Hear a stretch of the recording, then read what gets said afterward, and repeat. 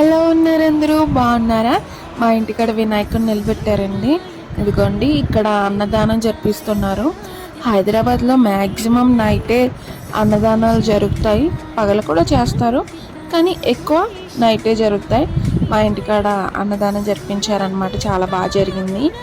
Early మార్నింగే లేచి ఖైరతాబాద్ వినాయకుని చూడడానికి వచ్చాం. 4కి లేసాం కానీ ఇక్కడికి వచ్చేసరికి మాకు 6:15 అలా అయ్యింది. 6:15కే ఇంతమంది జనం ఉన్నారో చూడండి, ఎంత రష్గా ఉందో. ఎంతో ఎగ్జైటెడ్గా వెళ్ళాము. కొంచెం క్రౌడ్ ఉంది, పర్లేదు. ఇంకా లేట్ అయితే చాలా ఎక్కువ మంది ఉంటారు. సో మేము క్రౌడ్ లేకుండా వెళ్దామని కొంచెం మార్నింగే బయలుదేరాం. మార్నింగ్ కూడా చాలా ఎక్కువ మంది వచ్చారు.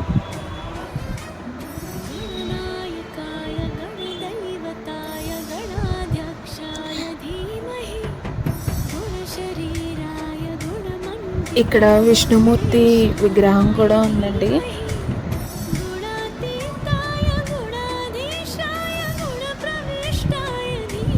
ఇదిగోండి చూడండి, దగ్గరికి వచ్చేసాం. వినాయకుడు అసలు ఎంత పెద్దగా ఉండడం నా లైఫ్లో ఫస్ట్ టైం చూసాను అనమాట. ఇంత హైట్ వినాయకుడు. చాలా ఐఎమ్ సో ఎక్సైటెడ్. చాలా బాగుంది.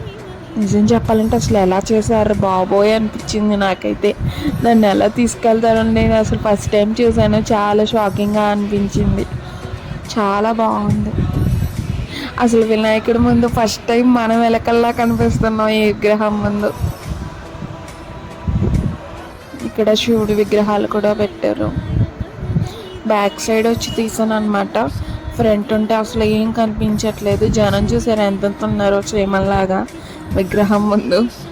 ఎంత హైట్ ఉందో. తర్వాత మేము కొన్ని పిక్స్ తీసుకున్నాం. ట్యాంక్ బండ్ దగ్గర నిమజ్జనాలు జరుగుతున్నాయి. అవి జస్ట్ ఒక రౌండ్ వేసి వచ్చాం. ఎన్ని క్రెయిన్స్ ఉన్నాయో చూడండి.